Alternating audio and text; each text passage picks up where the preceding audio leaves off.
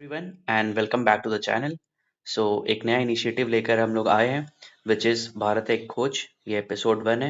So first of all मैं आपको बता देता हूँ क्या क्या इसमें होने वाला है।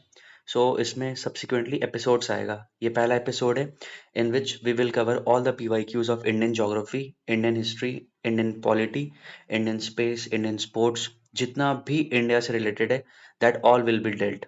ठीक है, PYQs होगा, लेटेस्ट डेवलपमेंट्स होगा, सारा चीज़ विल बी कवर्ड। बहुत ही एग्जॉस्टिव होने वाला है। इसके पेरिफेरी जितने भी टॉपिक्स है हम लोग करने वाले। So this is a novelty. ये यूट्यूब में शायद अभी तक ऐसा आया नहीं है। सो आई जस्ट विश ये सब अच्छा हो जाए। और साथ ही हम स्टार्ट करते हैं एक अच्छा कोट से। वन श्री कृष्ण सेड, हारोगे नहीं तो जीतोगे कैसे। It's a very powerful quote. इसी से हम लोग स्टार्ट करते हैं। So let's start.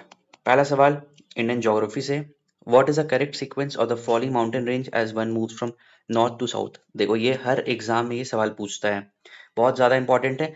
आपको याद होना चाहिए ट्रांस हिमालय, ग्रेट हिमालय, शिवालिक्स वाला एरिया, पीर पंजाल, ये सारा याद होना चाहिए। अब देखो अपन याद करते हैं। ठीक है, सबसे पहले आपको याद होना चाहिए ट्रांस हिमालय। ठीक है, ट्रांस हिमालय याद होना चाहिए। अब देखो ट्रांस हिमालय में क्या होता है, तीन रेंज आता है, काराकोरम रेंज, लद्दाख, जास्कर। कैसे याद करोगे, काराकोरम, लद्दाख एंड जास्कर। ये देखो काराकोरम, लद्दाख, जास्कर। ठीक है, याद हो गया काराकोरम, लद्दाख, जास्कर। अब आपको काराकोरम में वेस्ट टू ईस्ट अरेंज करने के लिए आता है सब सवाल। ठीक है, काराकोरम रेंज में माउंटेन पासेस को आपको वेस्ट टू ईस्ट अरेंज करना है। तो सबसे वेस्ट में जो होता है वो होता है राकापोशी। राकापोशी। ठीक है, उसके बाद होता है अपन माउंट केटू। माउंट केटू का आपको हाइट भी याद होना चाहिए, 8611 मीटर। ठीक है, उसके बाद होता है गाशर ब्रूम। गाशर ब्रूम। वापस से रिपीट करो। काराकोरम आपको पहले याद होना चाहिए ट्रांस हिमालय। ट्रांस हिमालय में तीन, काराकोरम, लद्दाख, जांस्कर।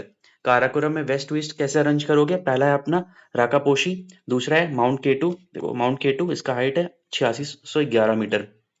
फिर है गाशे ब्रूम। याद हो गया काराकोरम का। ठीक है, वेरी गुड। अब हमारा काराकोरम कंप्लीट हो गया। अब देखो लद्दाख आता है, फिर जांस्कर आता है। ठीक है, इसी में अपना सारा ट्रांस हिमालय कंप्लीट हो गया। अब देखो ये जो पार्ट है काराकोरम, लद्दाख, जांस्कर, यहाँ पे हमारा ट्रांस हिमालय कंप्लीट हो गया। ठीक है, अब यहाँ पे आते हैं ग्रेट हिमालय। अब great Himalaya is very very important. Great Himalaya हमारा लद्दाख, जम्मू कश्मीर, हिमाचल प्रदेश, नेपाल लेके सिक्किम, अरुणाचल प्रदेश, सारा कवर करता है ग्रेट हिमालय। ग्रेट हिमालय का एक्सटेंट बहुत बड़ा है। ठीक है, अब ग्रेट हिमालय में सबसे पहले देखो ये वाला एरिया आपको यहाँ पे नंगा पर्वत दिख रहा होगा। ये देखो नंगा पर्वत। ठीक है, ये सबसे इंपॉर्टेंट है इसमें ग्रेट हिमालय में। सवाल मैच द फॉलोइंग में पूछ सकता है ना, कि माउंट केटू और नंगा पर्वत क्या वो ट्रांस हिमालय में है कि ग्रेट हिमालय में है। So you will be in the position to answer this right now. Right, Nanga Parbat का हाइट है 8126 मीटर। ठीक है, और इसका कितना हाइट था बताओ, केटू का 8611 और इसका है 8126। ये बहुत इंपॉर्टेंट है। ठीक है, ये हमारा याद हो गया नंगा पर्वत। यहाँ तक क्लियर हो गया। अब देखो अब नीचे में आओ, अब उत्तराखंड में आओ। यहाँ से आप उत्तराखंड में आओ। उत्तराखंड में आपको याद आना चाहिए कामेत। कामेट याद आना चाहिए। बंदर पूछ आपको याद आना चाहिए। और क्या आपको याद आना चाहिए, आपको बद्रीनाथ याद आना चाहिए। बद्रीनाथ अगर याद आया आपको केदारनाथ याद आना चाहिए। अगर केदारनाथ आपको याद आया तो आपको नंदा देवी याद आना चाहिए। और फिर आपको याद आना चाहिए त्रिशूल। ये नॉर्थ टू साउथ अगर आप जाओगे तो ये इसका क्रोनोलॉजिकल ऑर्डर है उत्तराखंड में ग्रेट हिमालयस का। वापस रिवाइज करते हैं। ट्रांस हिमालय में काराकोरम, लद्दाख, जांस्कर। ठीक है, काराकोरम में वेस्ट टू ईस्ट जाओगे सबसे पहले राकापोशी, बीच में क्या आएगा माउंट केटू, फिर गाशेब्रूम। हमारा ट्रांस हिमालय कंप्लीट हो गया। ग्रेट हिमालयस में नंगा पर्वत हमें याद हो गया 8126। फिर उसके बाद उत्तराखंड में आएंगे। उत्तराखंड में कामेत, बंदरपूछ, बद्रीनाथ, केदारनाथ, नंदा देवी, त्रिशूल। क्लियर हो गया। अब यहाँ से देखो नेपाल तिब्बत वाला एरिया, कैलाश रेंज वाला एरिया, यहाँ पे आपको ट्रिक से याद करना पड़ेगा, डैम जेम से याद कर लो। Dam gem. डैम जेम का देखो इसका आगे मैं ये करा देता हूँ। डैम जेम से याद करो। डैम जेम मतलब ये वेस्ट ईस्ट ऑर्डर में जा रहा है। ठीक है, D for Dhaulagiri, Dhaulagiri. A for Annapurna, Annapurna. M for Manaslu, मनसालू।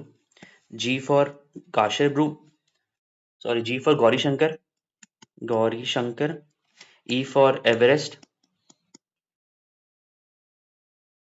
M for Makalu. वापस से देखो डैम जेम से कैसे याद करोगे, Dhaulagiri, D for Dhaulagiri, A for Annapurna, M for Manaslu, G for Gauri Shankar, E for Everest, M for Makalu. अब आपको कभी भी पूछेगा ये, आप वेस्ट टू ईस्ट अरेंज कर लोगे, ठीक है, डायग्राम से याद करना। And this is a part of great Himalayas, correct. अगर आप यहाँ तक आ ही गए तो आप पासेस ही पढ़ लो, ठीक है। पासेस वेरी इंपॉर्टेंट है, हर बार सवाल पूछता है पासेस से, ठीक है। तो पासेस अपन करते हैं।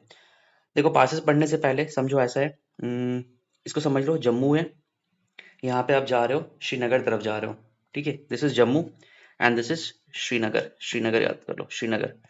जम्मू से श्रीनगर जाऊंगा तो यहाँ पे मेरे को एक पास मिलेगा, दैट इज कॉल्ड बनिहाल पास। बनिहाल पास। जम्मू से श्रीनगर जा रहा हूँ, कौन सा पास मिल रहा है मुझे? बनिहाल पास मिल रहा है। श्रीनगर से मैं गिलगित तरफ जाऊंगा, गिलगित तरफ जाऊंगा तो मुझे पास मिलेगा बुर्जिला। कौन सा पास मिलेगा? बुर्जिला पास मिलेगा, ठीक है। अब मैं श्रीनगर से जाऊंगा, श्रीनगर से मैं कारगिल की तरफ आऊंगा, श्रीनगर से मैं आऊंगा कारगिल, ये देखो कारगिल। तो मुझे एक पास मिलेगा जिसको मैं कहूंगा, कौन सा पास कहूंगा? वेरी गुड, जोजिला पास कहूंगा, इसको कहूंगा जोजिला पास, ठीक है। यहाँ पे कारगिल है। अब कारगिल से मैं लेह की तरफ जाऊंगा, कारगिल से मैं, ये देखो ये लेह है, ठीक है। यहाँ पे मेरे को मिलेगा फोटुला पास, फोटुला पास। अब लेह से मैं जाऊंगा नुब्रा वैली तो मुझे मिलेगा खारदुंगला पास, खारदुंगला पास। वापस से मैं कराता हूँ, चिंता मत करो। देखो जम्मू है, श्रीनगर जाना है, कौन सा पास मिलेगा मुझे? वेरी गुड, बनिहाल पास मिलेगा, ठीक है। श्रीनगर में आ गया, श्रीनगर से मुझे गिलगित की तरफ जाना है, कौन सा पास मिलेगा? बुर्जिला पास मिलेगा। ये देखो ये श्रीनगर है ना, ये श्रीनगर है। श्रीनगर से गिलगित की तरफ गया, कौन सा पास मिला? बुर्जिला पास मिला। श्रीनगर है, श्रीनगर से मुझे कारगिल की तरफ जाना है, कौन सा पास मिलेगा? जोजिला पास मिलेगा, ठीक है। अब यहाँ पे कारगिल के पास खड़ा हूं मैं, कारगिल से मुझे जाना है लेह की तरफ तो मुझे कौन सा पास मिलेगा? दिस वन, फोटुला पास मिलेगा। खींच मेरी फोटो, ठीक है। अब यहाँ पे मैं लेह में हूँ, लेह से मुझे जाना है नुब्रा वैली, कौन सा पास मिलेगा? खारदुंगला पास। कॉन्सेप्ट पूरा क्लियर? नुब्रा वैली, ठीक है, खारदुंगला पास मिलेगा मुझे। पासेस पूरा क्लियर हो गया। ये बहुत बहुत इंपॉर्टेंट है, ये हर बार आपके एग्जाम्स में आता है, ठीक है। पूरा कॉन्सेप्ट क्लियर हो गया। अब देखो कुछ हिमाचल प्रदेश का भी याद कर लो। हिमाचल प्रदेश का अगर आप देखोगे, ऐसे टाइप का देखो, मतलब रफ मैप है, स्केच है, ठीक है। तो इसमें देखो सबसे पहले यहाँ से सतलज नदी आता है, कौन से पास से आता है? शिपकिला पास, शिपकिला पास, ठीक है। यहाँ से हमारा सतलज नदी आता है, यहाँ तक याद हो गया। यहाँ पे एक होता है पास, रोहतांग पास। अब रोहतांग पास से दो नदी निकलता है, रावी एंड बियास, ठीक है। रोहतांग पास से आप समझ लो मनाली टू ले जो होता है ना, वो पास कनेक्ट करता है मनाली टू ले, ठीक है। और इसी बीच में एक आता है बड़ा लाचला पास, बड़ा लाचला पास। यहाँ से नदी निकलता है, चेनाब रिवर निकलता है, चेनाब रिवर निकलता है। थोड़ा हौच-पौच हो रहा है, वापस से बताता हूँ। शिपकिला पास, यहाँ से सतलज नदी आता है कैलाश रेंज वाले एरिया से, शिपकिला पास है, S for Shipki La, S for Sutlej. याद हो गया, हिमाचल प्रदेश की बात कर रहा हूँ। रोहतांग पास से दो नदी निकलता है, रावी एंड बियास, क्लियर। और रोहतांग पास क्या होता है? मनाली टू ले कनेक्ट करता है। दूसरा पास है बड़ा लाचला पास, बड़ा लाचला पास से चेनाब रिवर निकलता है। कॉन्सेप्ट पूरा क्लियर हो गया? बहुत ही एग्जॉस्टिव था, इसमें सारा चीज हमारा क्लियर हो गया, ठीक है। चलो ये वाला क्लियर हो गया, ये वाला क्लियर हो गया, ये वाला क्लियर हो गया। सवाल क्या था? North to south. तो अब तो कर लो कि कुनलुन सबसे ऊपर होता है, ठीक है। फिर काराकोरम, लद्दाख, जांस्कर, मतलब 1 3 4 तो आएगा ना, तो 1 3 4 यहीं पे दिख रहा है, बाकी कहीं नहीं है, कुनलुन सबसे ऊपर होता है, ठीक है। अब देखो इसके साथ साथ बाकी चीजें रटो। काराकोरम मैंने बता दिया, हाईएस्ट पीक है, कितना है इसका? 8611। लद्दाख रेंज, जांस्कर रेंज याद हो गया आपको। फिर जम्मू कश्मीर में हूँ, जम्मू कश्मीर में Pir Panjal range longest range होता है, ठीक है। नंगा पर्वत मैंने बता दिया, नंगा पर्वत का हाइट बताया था कितना है? 8126 मीटर, क्लियर हो गया। अब आओ हिमाचल प्रदेश में आओ, हिमाचल प्रदेश में मैंने बताया रोहतांग पास, मनाली टू ले, क्लियर। बड़ा लाचला पास है किसका ओरिजिन? चेनाब रिवर का ओरिजिन। और शिपकिला पास यहाँ पे नहीं लिखा है, तो शिपकिला पास से समझ जाओगे सतलज रिवर का ओरिजिन होता है, मतलब सतलज रिवर इंडिया में ओरिजिन करता है, ठीक है। सोलन वैली आपको याद होगा, एडवेंचर स्पोर्ट्स के लिए अगर आप हिमाचल प्रदेश कभी गए होगे। चाई हिल्स, यहाँ पे हाईएस्ट क्रिकेट ग्राउंड है, धर्मशाला वाला एरिया यहीं पे आता है, ठीक है। ये वाला ये हो गया। अब उत्तराखंड से देखो, मना, नीति, लीपू, ये पास आपको जहां मिलेगा उत्तराखंड मार के आ जाना, ठीक है। अब यहाँ पे देखो नंदा देवी है, यूनेस्को बायोस्फीयर रिजर्व है, कामेट पास है, हाईएस्ट पीक। हम लोग ने क्या क्या पढ़ा था? कामेट पढ़ा था ना, कामेट पढ़ा था हम लोग ने, बंदरपूछ पढ़ा था, बद्रीनाथ पढ़ा था, केदारनाथ, नंदा देवी, त्रिशूल। तो उत्तराखंड हमारा सारा कवर हो गया था इससे। ठीक है, यहाँ पे देख लो गढ़वाल हिल्स हो गया, गंगोत्री पीक से रिवर गंगा का ओरिजिन होता है। एंड कुमाऊं हिल्स में कौन कौन कौन सा आता है, नैनीताल हो गया, अल्मोड़ा हो गया। कॉन्सेप्ट क्लियर हो गया। मध्य प्रदेश के लिए देखने के लिए आपको ऐसे करना पड़ेगा, एक सतपुड़ा रेंज बना दो, ऐसे सतपुड़ा रेंज बना दियो। अब इसको डिवाइड कर दो, एक हो गया राजपीपला, राजपीपला, एक हो गया महादेव, एक हो गया मैकाल। मैकाल से आप निकाल दो अमरकंटक, अमरकंटक इसका हाईएस्ट प्लेटू होता है अमरकंटक, और यहाँ से अमरकंटक से निकाल दो आप नर्मदा रिवर। ठीक है, अमरकंटक इसका हाईएस्ट हाईएस्ट पीक हो गया मैकाल का। महादेव का हो गया धूपगढ़, धूपगढ़। ठीक है, सतपुड़ा रेंज है, सतपुड़ा रेंज तो आपको याद हो गया ये सारा चीजें। क्या क्या याद हो गया आपको, Satpura range Pachmarhi biosphere reserve है, महादेव हिल से शिव टेम्पल्स है, और आपका जो मैकाल रेंज है अमरकंटक हाईएस्ट पीक है, और नर्मदा रिवर का ओरिजिन कहाँ से होता है, अमरकंटक प्लेटू से होता है। ये सवाल आ चुका है। ये हमारा प्यारा भारत। नेक्स्ट इसमें क्या क्या है, छत्तीसगढ़ से आपको Maikal range origin of Narmada जैसे मैंने बता दिया, बैलाडीला आयरन ओर के लिए फेमस है, रामगढ़ हिल कोल रिजर्व्स के लिए। झारखंड में आओगे राजमहल हिल्स कोल, दामोदर रिवर है वहाँ पे, वो धनबाद वाला एरिया। ठीक है, गैंग्स ऑफ वसीपुर अगर देखे हो तो राजमहल हिल्स वाला एरिया में। ठीक है, आपको तिलका मांझी याद आना चाहिए। पारसनाथ हिल Jain pilgrimage, Sammed Shikhar, Dalma hills for wildlife sanctuary. Clear. अब उड़ीसा में कुछ कुछ देख लो, मलायगिरी हिल्स है highest peak in central Orissa, Udayagiri Khandagiri historical Jain caves है। ठीक है, Mahendragiri second highest peak in Orissa. Clear हो गया। अब यहाँ पे कुछ देख लो, सिक्किम का Kanchenjunga highest peak in India है। असम में कौन सा है, मिकिर हिल्स है और नीलाचल हिल्स है। अरुणाचल प्रदेश में देखोगे पटकाई हिल्स आता है, डाफला मिरी अबोर मिश्मी, डी मैम से मैंने याद किया। ठीक है, ये वेस्ट टू ईस्ट देखोगे, डाफला मिरी अबोर मिश्मी। ठीक है, डाफला मिरी अबोर और यहाँ पे Mishmi hills, rich in biodiversity. Arunachal Pradesh Khangto peak है हाईएस्ट इन अरुणाचल प्रदेश है, और नामचा बड़वा है ईस्टर्न हिमालयज है। अरुणाचल प्रदेश क्लियर हो गया। अब थोड़ा सा देख लो तमिलनाडु का, तमिलनाडु में नीलगिरी हिल्स होता है, इंटरसेक्शन वेस्टर्न घाट और ईस्टर्न घाट यहाँ मिलता है। ठीक है, पननी हिल्स हो गया, और यहाँ पे आप नैक से ऐसे याद कर सकते हैं, नीलगिरी अनमलाई कार्डमम हिल्स। ठीक है, नॉर्थ से साउथ जाओगे तो ऐसा होता है। ठीक है, और इसमें जावड़ी हिल्स हो गया, शिवरॉय हिल्स हो गया, अगस्त्यमलाई हिल्स हो गया, ये सब इंपॉर्टेंट है, सैंडलवुड फॉरेस्ट के लिए फेमस है। केरला में आओगे Anamudi peak highest south India peak है, cardamom hills famous for spice cultivation. That's it, Agasthyamalai hills is famous for UNESCO biosphere reserve. So हमारा माउंटेन पास रेंज पूरा इंडिया का कवर हो गया। इसको आराम से देखना, बहुत ही एग्जॉस्टिव वीडियो है, इसमें सारा चीज जितना भी मैंने बताया है सारा आपका सवाल पीवाईक्यू में आ चुका है, तो इसको कायदे से आप पढ़ लेना इसको। ठीक है, इसमें से बहुत प्रोबेबल है कि आपका सवाल आने वाला है। चलो moving on to the next सवाल है, Ratnavali was a famous work of whom. ठीक है, अब रत्नावली जिसको याद होगा वो ये कर जाएगा सवाल।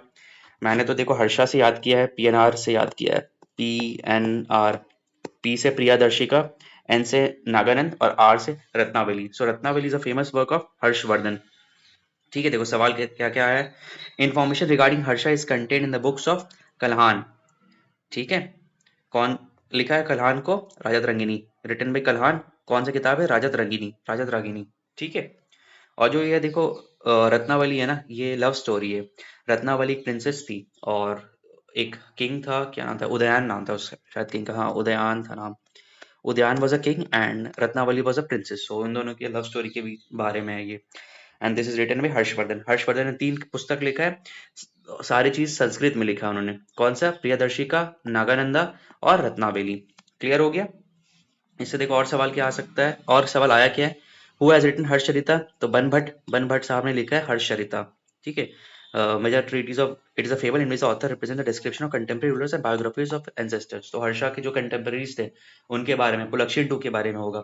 अच्छा, हर्षा से मुझे क्या क्या याद आता है, हर्षा से मुझे याद आना चाहिए, हर्षा से मुझे याद आना, यूनसैंग याद आएगा मुझे। Harsha was a patroniser of Buddhist. ठीक है, हर्षा से मुझे 2 ठो कन्नौज और प्रयाग असेंबली याद आना चाहिए। हर्षा से मुझे याद आना चाहिए चालुक्य के जो रूलर थे पुलक्षिन टू, उन्होंने उनका दक्षिण पथ का यात्रा उन्होंने रोका। पुलक्षिन टू, उन्होंने उनका हरा दिया। कितना, 618 एडी के आसपास वो युद्ध हुआ था। ठीक है, तो Harsha was defeated by Pulakeshin two. ठीक है, ये सारा चीज मुझे हर्षा के बारे में याद आना चाहिए। Harshvardhan organise 2 great religious conventions in Kannauj and Prayagraj. ठीक है, जैसे मैंने बताया था कन्नौज के लिए सारा युद्ध था, गुर्जर प्रतिहार अब देखोगे, वहां से पाल देखोगे। ठीक है, ये सारे लोग कन्नौज के पीछे लड़ पड़े हुए थे। Poet Banna was a inhabitant of, Bihar से ताल्लुक रखते थे वो, औरंगाबाद। ठीक है, बन बनभट्ट बनभट्ट ने क्या लिखा था? हर्षचरिता लिखा था। क्लियर हो गया? सारा चीज क्लियर हो गया हमारा। हर्षवर्धन से अब कोई भी सवाल आएगा, you will be in a position to answer this. देखो बहुत मेहनत लगता है ये सारी चीज करने में, सो इफ यू लाइक, आप मुझे कमेंट सेक्शन में बताना कि if you want this type of series और नॉट। एपिसोड ऐसे आते रहेगा। हम लोग जितना भी पीवाईक्यूज आया, Indian geography, Indian history, polity, administration से, स्पोर्ट्स से, अभी कंटेम्पररी जो भी चल रहा है, स्पेस वाला चीज, सारा चीज हम लोग कवर करने वाले हैं। ठीक है। अब देखो कैदी हुंडी सी, वो हर्षा वाला एक सवाल आया था, यूपीएससी 2020 में आया था कि क्या है बिल ऑफ एक्सचेंज होता है ये। ठीक है, ये याद रखना। हुंडी डायरेक्ट सवाल पूछता है, हुंडी इज रिलेटेड टू व्हाट? तो हुंडी पोस्ट हर्षा टाइम्स का है और it is a bill of exchange. एक और सवाल यूपीएससी 2004 का सवाल है, the Chinese pilgrim Faxian attended the fourth great Buddhist council held by Kanishka. तो फाइयन तो किसके टाइम पे आया था? चंद्रगुप्त टू के टाइम पे आया था ना, चंद्रगुप्त टू के टाइम पे आया था। चंद्रगुप्त टू का अगर बारे में बात हो रहा है तो चंद्रगुप्त टू का मुझे याद आना चाहिए, वो नवरत्न थे ना उनके, हाँ वो सारे थे। ठीक है, वो सब मुझे याद आना चाहिए। समुद्रगुप्त से मुझे वीना याद आना चाहिए। चंद्रगुप्त टू से मुझे मेहरौली पिलर इंस्क्रिप्शन याद आना चाहिए। समुद्रगुप्ता से मुझे वीना वाला याद आता है। ठीक है, प्रयाग प्रशस्ति आना चाहिए। ये सारा चीज मुझे याद आना चाहिए। द चाइनीज पिलग्रिम यून सैंग met Harsha and found him to be antagonistic to Buddhism। नहीं यार, वो antagonistic तो नहीं थे ना, he was a patronizer of Buddhism, Yun Sang। So answer will be D, neither one neither two। Clear? Moving on। हाँ, अब ये कंटेम्परेरी इंडिया से सवाल है, कैप ऑफ 2024 में आया था, सीडीएस 2025 में भी सवाल आया था। तो वेरी इंपॉर्टेंट, इसको अच्छे से करो। ठीक है, सबसे पहले स्पेडेक्स C60 स्पेडेक्स, देखो ये जो है ना C60 PSLV C60, this is SpaDeX mission. SpaDeX mission क्या होता है? Docking. India become the third या फोर्थ कंट्री बन गया है। बताओ क्या बन गया इंडिया? यूएसए, चाइना, रशिया और इंडिया फोर्थ कंट्री बन गया है। ठीक है, डॉकिंग के लिए। डॉकिंग क्या होता है? दो सैटेलाइट को एक साथ जोड़ देने का। ठीक है, डॉकिंग कहलाता है। This process is very very tough. ठीक है, अगर थोड़ा सा भी मिसहैप हुआ तो उड़ जाएगा, सैटेलाइट टूट जाएगा। ये पिछले बार भी, मतलब 1975-80s के टाइम पे जब रशिया करता था तो बहुत सारा डेब्रीज हो गया था, मतलब सैटेलाइट तबाह हो जाता था। तो India has successfully done this and India अग्रसर है स्पेस के लिए, बहुत ज्यादा इंडिया पुश कर रहा है। सो एक तो ये बीएस के लिए इंपॉर्टेंट है, भारतीय अंतरिक्ष स्टेशन के लिए सिग्निफिकेंस है। ठीक है, इंडिया का अपना भी आईएसएस जैसा इंटरनेशनल स्पेस स्टेशन है, तो इंडिया का भी अब भारतीय अंतरिक्ष स्टेशन होने वाला है। So this is very important. ठीक है, सिग्निफिकेंस आप देख लो डॉकिंग का क्यों है। अगर दो सैटेलाइट को आप कनेक्ट कर दियो तो आप क्या कर सकते हो? आप मैन्यूवर कर सकते हो ना, आप दोनों को एक असेंबली यूनिट टाइप का आप देख सकते हो। अब इसको आप आराम से मैन्यूवर कर सकते हो, चैनलाइज कर सकते हो, उससे आप कुछ भी जनरेट कर सकते हो।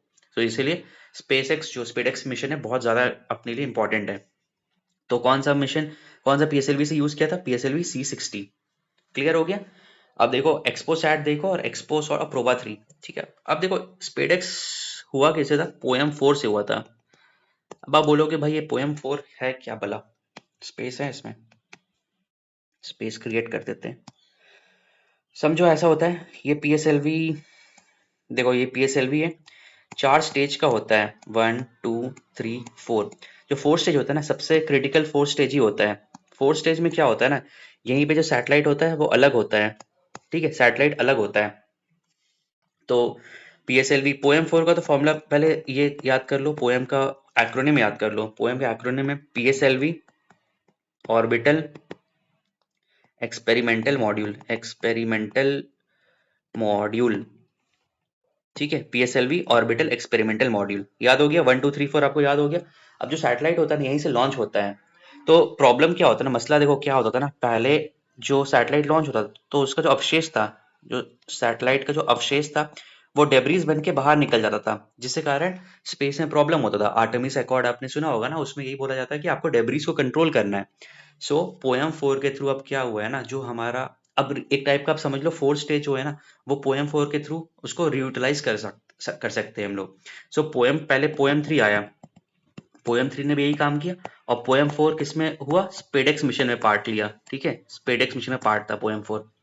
क्लियर हो गया? सो बेसिकली जो फोर्थ स्टेज है उसको हम लोग क्या, जो डिस्कार्डेड पार्ट हो जाता है फोर्थ स्टेज का, उसको हम लोग एक यूनिट की तरह ले लेते हैं और डिस्कार्ड होने से बचाते हैं और उसको हम यूज कर लेते हैं ताकि डेब्रीज क्रिएट ना हो सके। That is all about POEM. POEM का full form PSLV orbital experimental module. Concept clear हो गया? Very good. सो स्पेडेक्स वाला हो गया। अब देखो एक हो गया हमारा प्रोबा 3। प्रोबा 3 देखो यहाँ पे, प्रोबा 3 पीएसएलवी C59। प्रोबा 3 किसका है? यूरोपियन स्पेस एजेंसी का है, ईएसए का है, C59। ठीक है, तो प्रोबा 3 C59। ठीक है, प्रोबा 3 हम लोग ने देख लिया, हम लोग ने ईएसए का किया। समझ रहे हो हमारा स्पेस इकोनॉमी कितना बूम कर रहा है। अब एक हो गया C58 expo satellite. Expo satellite poem 3 use किया था। ठीक है, एक्सपो सैट का फुल फॉर्म आपको याद होना चाहिए। एक्सपो सैट में क्या होता है, X ray emission from celestial sources. जो सेलेस्टियल सोर्स होता है वो एक्सरे एमिट करता है, तो हम लोग उसका स्टडी करने के लिए एक्सपो सैट मिसाइल हम लोग मिशन स्टार्ट किए। एक्सरे से मेरे को याद आना चाहिए gamma rays, X rays, ultraviolet, visible, infrared. सबसे ज्यादा फ्रीक्वेंसी किसका है, गामा रेज का कि एक्स रेज का? राइट, ये मैंने बताया, फ्रीक्वेंसी सबसे ज्यादा गामा रेज का है, पेनिट्रेट कर जाता है। एक्सरेज को कौन, एक्सरे में एक्स का फुल फॉर्म क्या है, अननोन। एक्सरे को कौन खोज किया था, रोएंटजेन। ज्यादा रोएंटजेन दोगे तो बॉडी का पेनिट्रेट कर जाएगा, कम ये दोगे तो फिर हमारा जो एक्सरे हम कराते हैं घर ये दुकान में जाके, सो वो आपका बॉडी देखता है कि आपका बॉडी में टूट फूट है कि नहीं। So that is the use of X ray. Clear हो गया? चलो मूविंग ऑन। तो हम लोग ये क्लियर कर लिए, एक्सपो सैटेलाइट C58 क्लियर कर लिए। C60 स्पेडेक्स का है, और अच्छा एक्सपो सैट पोएम 3 के थ्रू था, और ये जो स्पेडेक्स है पोएम 4। Concept clear? बहुत ज्यादा थरली डिस्कशन हो गया। ये देखो, ये वाला है हमारा जीरो डेब्रिस मिशन पोएम 3 वाला जो मैं बता रहा था। ठीक है, एक्सपो सैट पोएम 3, इसमें देखो यही लिखा होगा, XPoSat POEM 3 has practically left zero debris in Earth orbit. जो फोर्थ स्टेज होता है, लिखा है क्या इसमें, फोर्थ स्टेज। देखो यहाँ पे uses a spent fourth stage of PSLV rocket as an orbital platform. एक प्लेटफॉर्म की तरह हो जाता है। ठीक है, उसको अंतरिक्ष में फैलने से बचाता है, एक प्लेटफॉर्म की तरह होता है, ताकि बाकी आप रीयूज कर सके हो ये चीज। ठीक है, ये सारा चीजें बहुत इंपॉर्टेंट है। ये ला पोएम 3 पोएम 4 सवाल पूछेगा, एंड पोएम 4 पोएम 3 से ज्यादा सस्टेनेबल है, and it is 3 or 4 times more, it carries more payload than that, so that is very important. चलो मूविंग ऑन। भाई बहुत गर्मी है। Which of the following statement with reference to saline soil in India are correct? They are rich in nitrogen. अब देखो soil से related सारा चीज हम लोग कवर करते हैं। Soil, soil से मुझे याद आना चाहिए, ICAR ने 8 टाइप्स ऑफ सॉइल बनाया है इंडिया के लिए। ठीक, 8 type of soils. I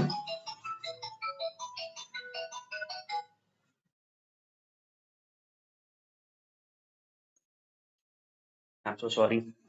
8 type of soils India ने बनाया है। ठीक है, ICAR ने बनाया है। ठीक है, 8 टाइप ऑफ सॉइल्स ICAR ने बनाया।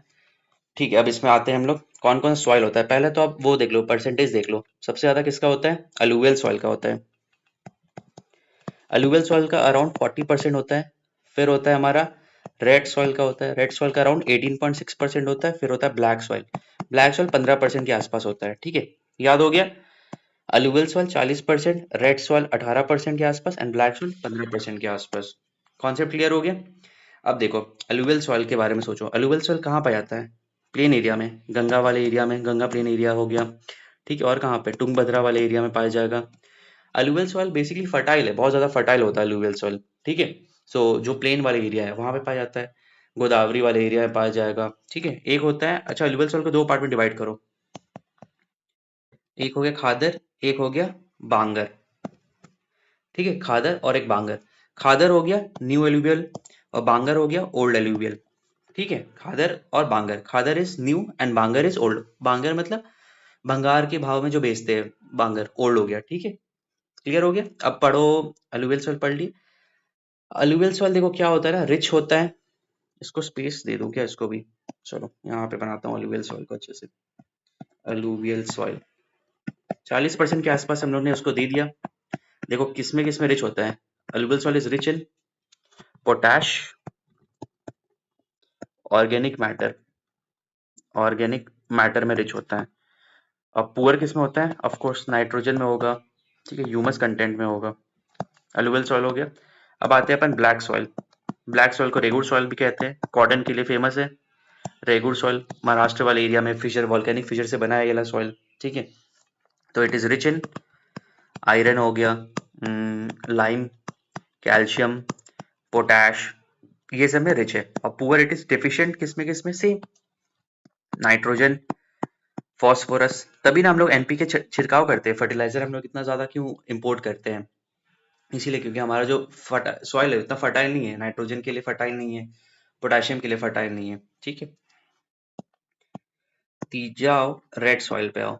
रेड सॉइल का एरिया कहाँ पे हो गया, झारखंड, CG, MP, और कहाँ पे, उड़ीसा वाले एरिया में, यहाँ पे रेड सॉइल का मात्रा है। ठीक है, रेड सॉइल भी रेड सॉइल तो उतना उपज के लिए फेमस नहीं है यार, मिलेट्स विलेट्स छोटा मोटा चीज ही उगता है वहाँ पे। पुअर होता है लाइम में, नाइट्रोजन का मात्रा नहीं होता है, सेम वही है। सो ये हो गया। सवाल था which of the following with reference to saline soil is correct, they are rich in nitrogen. भाई जब जब क्या कहते हैं अपना अलुवियल सॉइल रिच नहीं है नाइट्रोजन में, तो सलाइन सॉइल कैसे हो सकता है, तो ये काट दो। They occur in arid and semi arid regions and in waterlogged and swampy areas. ठीक है, सो ये एरिड और सेमी एरिड एरियाज में पाया जाता है, और जहाँ पे water locked and swampy areas है तो इसके कारण से लीचिंग हो जाता है। लीचिंग हो जाता है तो कोई फर्टिलिटी इसका जो न्यूट्रिएंट्स होता है वो it gets washed away, so it is unfit for growing good crops. Wheat paddy ये सब ग्रो नहीं कर पाता है। सिंपल मिलेट्स हो गया जो जिसमें ज्यादा फर्टिलिटी नहीं चाहिए होता है वो सारा ग्रो करता है। So answer is two only. Concept clear हो गया। सारा सॉइल्स हम लोग ने कवर कर लिया, alluvial soil, red soil, black soil, saline soil. ठीक है, माउंटेनियस सॉइल तो आपको पता होगा, पीडमॉन्ट सॉइल आप वहां वाले एरिया में देखते हो, वेस्ट चंपारण वाले एरिया में तराई मिट्टी हो गया। बाल सुंदरी सॉइल आपको याद आना चाहिए, कराई केवल सॉइल आपको याद आना चाहिए, किसमें हम लोग लाइम डालते ताकि वो उपज उसका बेहतर हो जाए। क्लियर। इसमें सवाल देख लो यार, यूपीपीसी मेन 2014 का है। विच of the following soil in India is most suitable for cotton cultivation. Cotton cultivation के लिए रेगुर सॉइल, हम लोग ने देखा black soil, cotton soil, regur soil. ठीक है, वॉल्केनिक फिशर वाले एरिया से निकलता है वो। ठीक है, ये सवाल देखो, which of the following are true for alluvial soil. It sand content decreases from west to east. West to east जाओगे तो उसका सैंड कंटेंट है डिक्रीज करेगा। सही बात है, सैंड कंटेंट डिक्रीज करेगा वेस्ट टू ईस्ट जाने पे। They are in the form of Khadar and Bangar. ये जैसे मैंने बताया था, दो पार्ट होता है एलुवियल सॉइल का, एक खादर और एक Bangar. Bangar is old, Khadar is new. This soil covers about 40%। मिट गया क्या थोड़ा, 40% और टोटल एरिया, बिल्कुल ये जैसे कि हमने बताया था 40% और टोटल एरिया है। It is rich in potash and poor in phosphorus. सही बात है, तभी तो छिड़काव करते हैं एनपीके फर्टिलाइजर का। ठीक है, झारखंड पीसी 2023। Emotional damage. चलो moving on to the next सवाल। Who wrote India divided book in 1947? Rajendra Prasad ji. Rajendra Prasad से मुझे क्या क्या याद आना चाहिए? सच्चिदानंद सिन्हा जी को उन्होंने रिप्लेस किया था, प्रेसिडेंट स्पीकर बने थे वो कॉन्स्टिट्यूशन असेंबली के। राजेंद्र प्रसाद से हमें क्या क्या याद आना चाहिए? प्रेसिडेंट हमारे थे। राजेंद्र प्रसाद जी से हमें क्या याद आना चाहिए? 1940 रामगढ़ सेशन, रामगढ़ सेशन याद आना चाहिए। ठीक है, ये सारा चीज राजेंद्र प्रसाद से याद आना चाहिए। राजेंद्र प्रसाद वॉज इंस्ट्रूमेंटल, अजात शत्रु कहते थे उनको। ठीक है, बिहार पॉलिटिक्स। चलो next, moving on to the next सवाल। Which of the following statement about national commission for women are correct? It is a statutory body, it has a mandate to review the constitution and legal safeguards for women. सही बात है यार, इसका mandate तो रहेगा ना review करने के लिए constitution and legal safeguards for women. और it has a mandate to advise the government on all policy matter affecting women. अब देखो भाई, अब नेशनल कमीशन फॉर वुमेन है तो ऑब्वियसली उसे काम होगा ही नहीं, जितना भी पॉलिसी पॉलिटिकल मैटर्स है वुमेन से रिलेटेड, अब वो नहीं करेगा तो कौन करेगा? अब नीति आयोग थोड़ी बैठ के करेगा वुमेन का, अब जो कमीशन बनाया वही करेगा ये सारी चीज, तो थर्ड इज करेक्ट। और स्टैट्यूटरी बॉडी है। अब देखो, नेशनल कमीशन फॉर वुमेन से आपको याद आना चाहिए श्रीमती विजय राहतकर। ठीक है, चेयरपर्सन है ऑफ एनसीडब्ल्यू। ठीक है, याद हो गया। अब अगर एनसीडब्ल्यू से मुझे याद आ रहा है तो मुझे कुछ और चीज याद आना चाहिए। मुझे याद आना चाहिए 106 कॉन्स्टिट्यूशनल अमेंडमेंट, ये हिस्टोरिक है इंडिया में। 106 कॉन्स्टिट्यूशनल अमेंडमेंट है। 33% रिजर्वेशन अब दिया जाएगा, किसको? एमपीज एमएलएस को दिया जाएगा। ठीक है, जो वुमेन को रिजर्वेशन। अभी देखो इंडिया का 14.96 के आसपास इंडिया का वुमेन का पार्टिसिपेशन है इन पार्लियामेंट, इन लोकसभा। ठीक है, जहां पे रवांडा साउथ सुडान वाले में 75% है। So to make more gender inclusive, gender inclusive से मुझे याद आया इंडिया का रैंक 131 है। इसमें कहा गया कि 123 साल लगेगा पैरिटी लाने के लिए पूरे विश्व में। इंडिया का रैंक 131 है। ठीक है, देखो इसमें क्या क्या अमेंडमेंट, यही है 33% सीट्स लाना है। कौन कौन सा आर्टिकल अमेंड हो रहा है? 239 डबल ए भी होगा क्योंकि दिल्ली को भी करना है। ठीक है, कौन कौन सा आर्टिकल आ रहा है? 330 A, 332 A newly propose want to establish women reservation Lok Sabha and state legislative assembly. So article 330 A and article 332 A याद हो गया। और एक सनसेट क्लॉज है आफ्टर 15 इयर्स। ठीक है, इट विल एंड, ये वेरी इंपॉर्टेंट है, आफ्टर 15 साल के बाद। अभी पंचायत के लिए कौन सा आर्टिकल है? 243 डी। इसमें कहा जाता है कि वुमेन रिजर्वेशन 33% होगा, पंचायत में होगा। और बिहार में कितना परसेंट है? 50% है वुमेन के लिए आरक्षण। ठीक है, पंचायत में। But still there are problem. सरपंचपति सिंड्रोम आपने देखा होगा, आपने जो पंचायत वेब सीरीज में देखा होगा, उसमें जो प्रोटैगनिस्ट होते हैं वो ही अपनी बीवी का पद धारण करके रखे रहते हैं। सो वो एक इशू है। ठीक है। Other constitutional amendment needed to operationalise, कौन कौन सा आर्टिकल है? देखो ये सवाल कोई एक एग्जाम में भी पूछा गया था। आर्टिकल 82 और आर्टिकल 170 सब क्लॉज 3। ठीक है, ये दोनों है। Article 82 has provisions for readjustment of constituencies और both Lok Sabha and state legislative after each census. ठीक है, आर्टिकल 82 और आर्टिकल 170 सब क्लॉज 3 ये स्टेट लेजिस्लेटिव असेंबली के बारे में और ये लोकसभा के बारे में। ठीक है, very very important. Article 82 and 172 sub clause 3 very important, very probable चीज है, इससे सवाल आपका बन सकता है। चलो अब इसमें से इंडिया का डिफेंस एक्सरसाइज है, ये भी इंपॉर्टेंट है यार, 1 से 2 सवाल इसमें भी आता है। तो यहाँ पे देखो, Surya Kiran is a joint military exercise between India and home. तो यहाँ पे देख लो, इसमें से इंपॉर्टेंट कुछ कुछ है। वज्र प्रहार देख लो, इंडिया और यूएसए स्पेशल जॉइंट फोर्स होता है। हरिमाओ शक्ति इंडिया एंड मलेशिया, कजिन नाम से कर जाओगे कजाकिस्तान। सूर्य किरण इंडिया और नेपाल, नोमैडिक एलिफेंट मंगोलिया के साथ होता है। ठीक है, एक्वेरिन मालदीव्स के साथ होता है, खंजर किर्गिस्तान और लामेता सेशेल्स के साथ होता है। ठीक है, इसमें से इतना इंपॉर्टेंट है। और यहाँ पे देख लो, चाइना के साथ छोड़ दो, फ्रांस के साथ इंपॉर्टेंट शक्ति वरुण गरुड़, फ्रांस के साथ मेरे को याद आना चाहिए, सीएनईएस के साथ याद आना चाहिए। फ्रांस के साथ मेरे को पेरिस समिट याद आना चाहिए, पेरिस एआई समिट याद आना चाहिए। पेरिस के साथ अपन ने रफाल का एयरक्राफ्ट मंगाया 36। फ्रांस से मुझे और क्या याद आना चाहिए? फ्रांस से मुझे टेक्नोलॉजी से आईएसए तो मैंने बता दिया ना। अच्छा, इंटरनेशनल सोलर अलायंस का मैंने बताया, आईएसए याद आना चाहिए। फ्रांस के साथ स्पेस मिशन भी इंडिया का। ठीक है, स्पेस में भी इंडिया काम कर रहा है। फ्रांस से अच्छा रिलेशनशिप है। और क्या कहते हैं, जो डायस्पोरा होता है वो हमारा फ्रांस में है। फ्रांस से हमारा स्कॉलरशिप प्रोग्राम चलता है। ठीक है, लोग यहाँ से आता है, लोग वहाँ पे जाता है, मतलब वहाँ से तो लोग नहीं आता है, अपन ही लोग जाते हैं फ्रांस में। ठीक है, ये हो गया। इंडोनेशिया से इंड कॉर्पेट है, समुद्र शक्ति है, गरुड़ शक्ति है। ठीक है, इंडिया जापान में धर्म गार्जियन है, जिमेक्स है।